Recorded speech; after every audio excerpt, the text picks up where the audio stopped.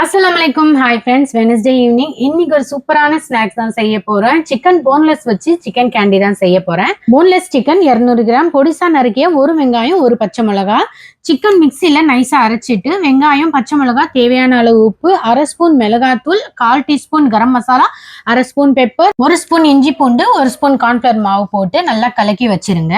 இன்னொரு பிளேட்ல 3 ஸ்பூன் மைதா, 1 ஸ்பூன் மிளகாத்தூள், கொஞ்சமா உப்பு, தண்ணி சேர்த்து கலக்கி வச்சுக்கோங்க. பஜ்ஜி மாவு பதத்துல கலக்கி வச்சுக்கோங்க. நான் பிரெட்ல தான் செய்ய போறேன். பிரெட் எடுத்து ரவுண்ட் ஷேப்ல கட் பண்ணி வச்சுக்கோங்க.